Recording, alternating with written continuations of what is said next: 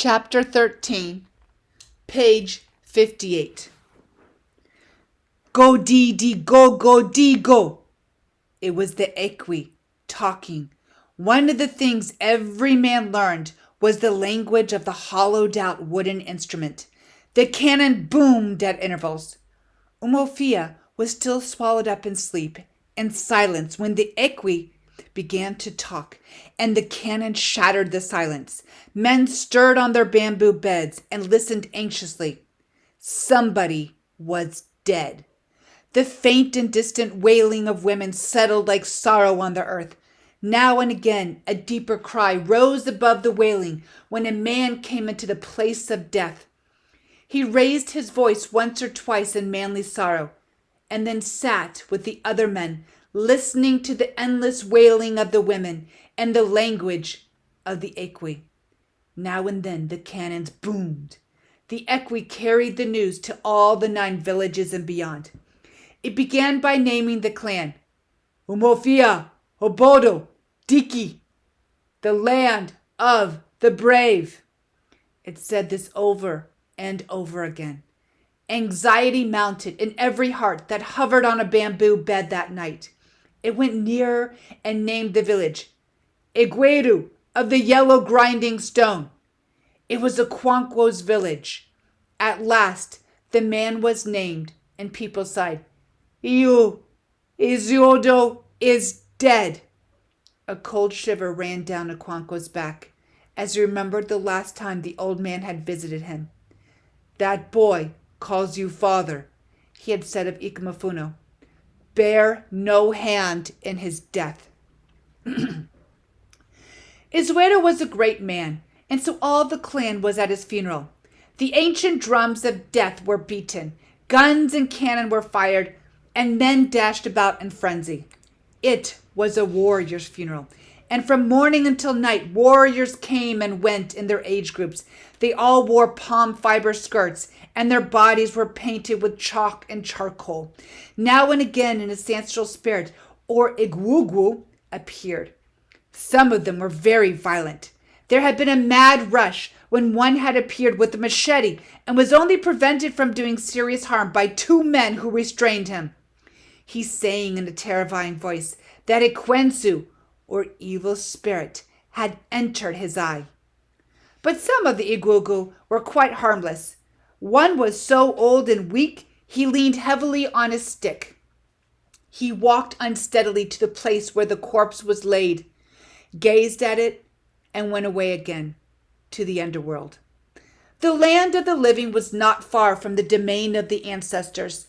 There was coming and going between them, especially at festivals, and also when an old man died, because an old man was very close to the ancestors. Isuero had been the oldest man in the village, and at his death there were only 3 men in the entire clan who were older, and 4 or 5 others his age. Whenever one of these ancient men appeared in the crowd to dance the funeral steps of the tribe, younger men gave way. It was a great funeral, as befitted a noble warrior. Isuero had taken 3 titles in his life. It was a rare achievement. There were only 4 titles in the clan, and only 1 or 2 men in any generation achieved the 4th and the highest. Because he had taken titles, Isuero was to be buried after dark. Before this great and final rite, the frenzy increased tenfold. Drums beat violently, and men leaped up and down. It was then that the one-handed spirit came, carrying a basket of water. People made way for him on all sides, and the noise subsided. Isuero, he said in his deep voice, if you had been poor, I would have asked you to be rich when you come again. But you were rich.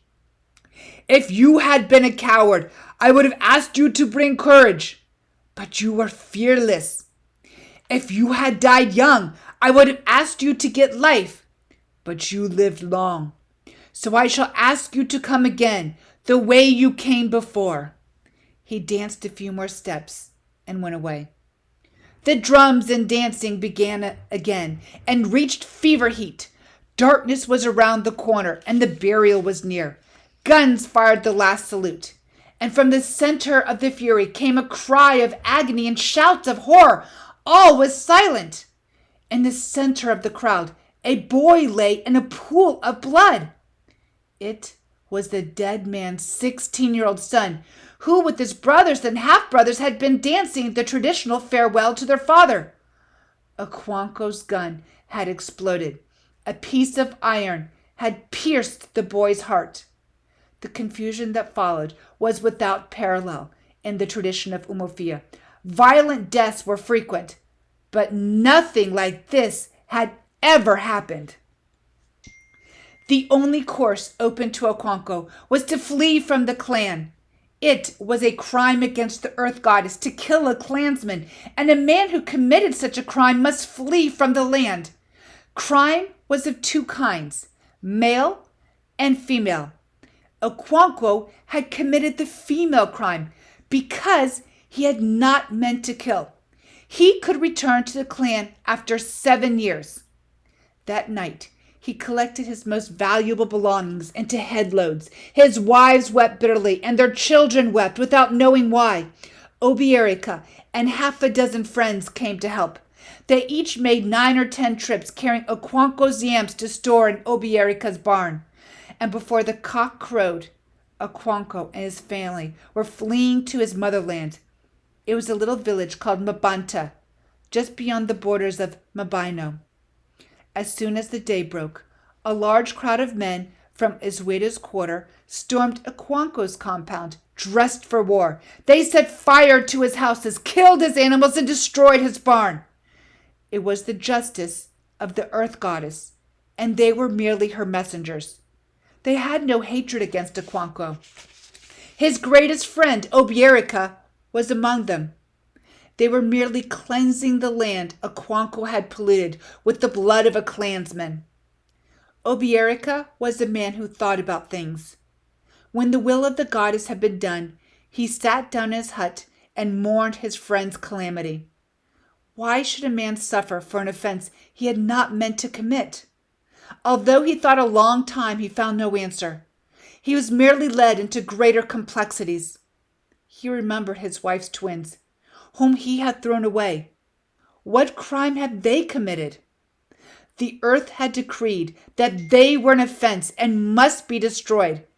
If the clan did not enforce punishment, her wrath was loosed on all the land and not just on the offender.